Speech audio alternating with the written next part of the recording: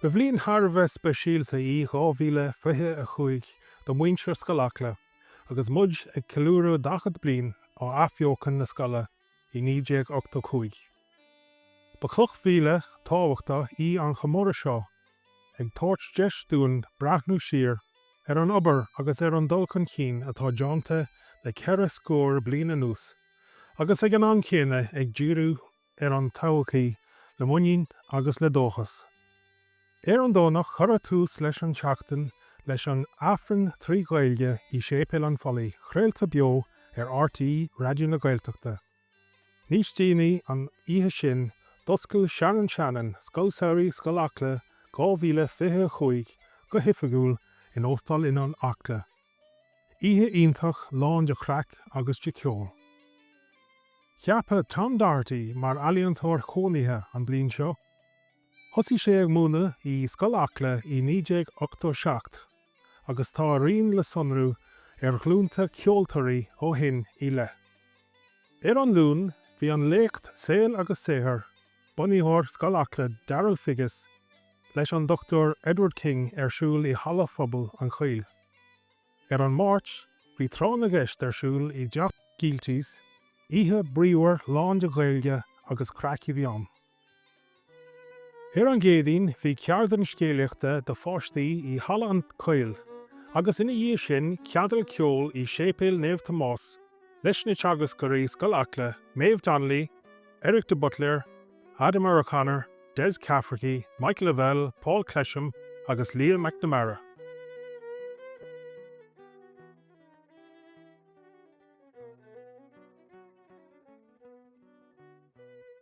I rith na seachtaine chomhaid bhí rangan na Scoile Samhraidh ar siúl, tráidir an trá de thosóirí, slí an teisiún ceol in ionad éagsúla, agus Turais Bhus Ghaeilg Acla ag chur béime ar teanga agus ar an n-áirítear.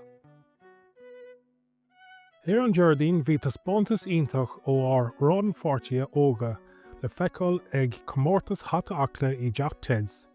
Bhí ard chaidión le feiceáil ar an stáitse idir cheol agus féin mhainneáin, agus thug an lucht féachana tacaíocht mhór dómh. Chomórtas ó chrí leis na búteoirí agus maisiú go léir. Tar éis sin in Óstán Oileán Acla bhí ceiliúradh daichead bliain Scoil Acla ar siúl i dtimpeallacht mhóchánach agus phríomhar. Bronnach gradam na héachse ó Chomhaltas Ceoltóirí Éireann ar Paddy Ryan, agus brunna an gradam chéine ar John Twin Machanwara níos luithe sa bhliain. Ceol uachtarán an Chomhaltas Attracta Ní Bhradaigh Leabhar Fonn Paddy Ryan mar chuid den ceiliúradh. Ar an aoine bhí ceardan an dromadóireachta i Deach Gíltís, cuirí láthair ón geardan an scríbhneoireachta i Halla an Chaoil, agus ceol churam na féile sa Wavekrest, slú mór i láthair, oíche lán de cheol áráníochta, agus dása, oíche den sco a bhíontaí.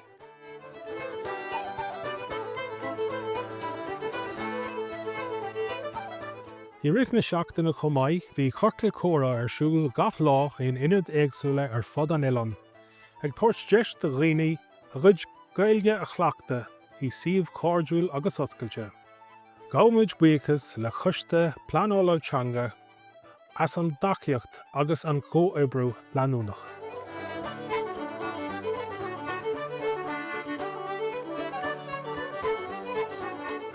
Ar an sathairn i nuacha taobh muid de ceiliúradh bhí éireacht ar siúl. Deistin sco dar scoilóirí an méid a bhí fólama acu i rith na seachtaine a chur os cóir an phobal.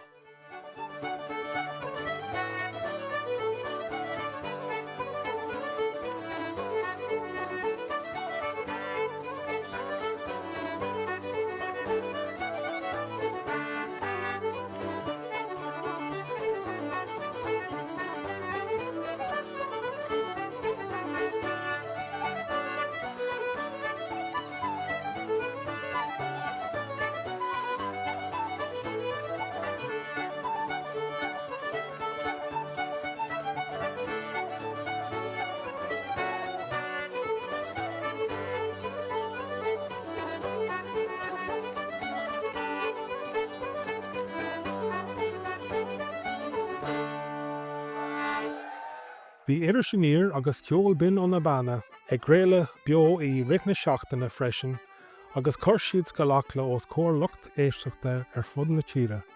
Gabhaimid buíochas lenar cópáirtí muoinithe na RTÉ Raidió na Gaeltachta, lenar deagascóirí, lenar rannpháirtí, le gnóthaí Acla agus leis an bobal áitiúil as an tacaíocht leanúnach. Lean Scoil Acla ag cothú, sceol, teanga agus cultúr I grí lár phobal Acla agus táimid faoir bhuíoch as an tacaíocht sin fad.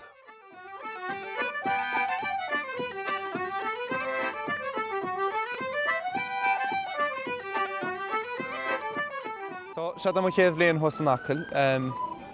Bhí me mún an na rangan iad seanos agus camera bhí siad iontach. Bhí chuile na fáiltiúil agus bhí an rang spéisiúil agus chuile na iontach agus na imeachtaí fad bhí gal Aifreann, bhain man sásas. So, Mícheál O'Reilly's anam domsa agus tá muid teachna seo ó Ghabhéis a hocht. Lenar ngásúr agus dáiste sos casa ceolann seo chuile bhliain, so we've had a great time here over the years. What else? It's still happening. Still happening. More windswept and interesting than it ever was. It's about as good as it gets now. Bhí an seachtain go hintach is é mo seachtain is fearr.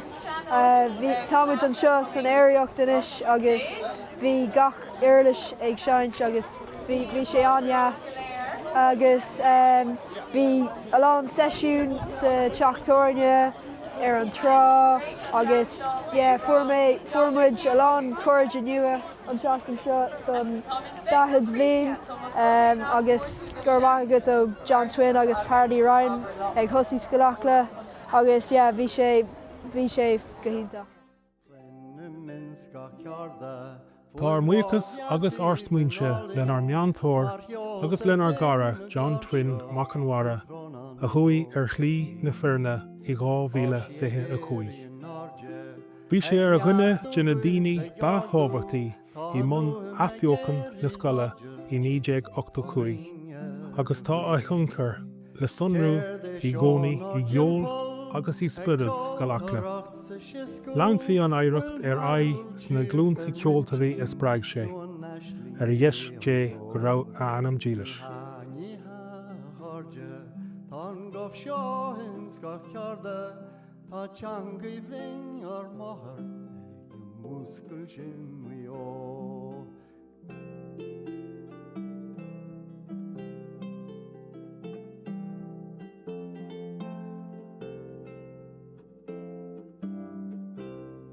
Tá fuaim móg bhín na Gaeilge, ag dú seachtó na sléifte, tá lu tíocht na ghéige, gus éireann in na crí.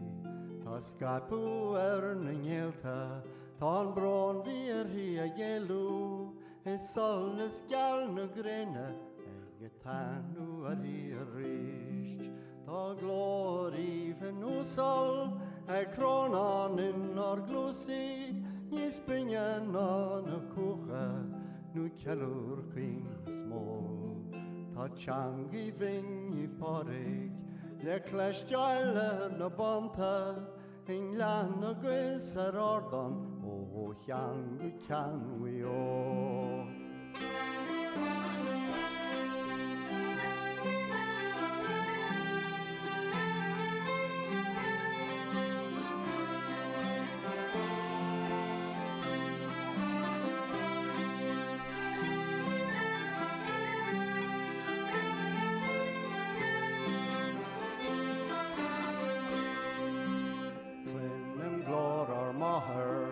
Go ganúil is go gráhar, ag láhairt go múnte mála, is fifrin siad a clyn.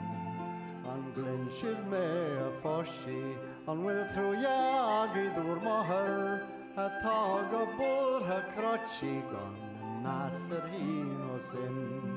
An licí sibh go mégú, hallú glas na héran, nó an jaanhí sibh me henú, os cynne an tír mhór. An fragre tíocht go láidir, ní bhfuil de chuithe a bhathair, is béit tú fós go blachhar, is fé réim mar fudhuí ó.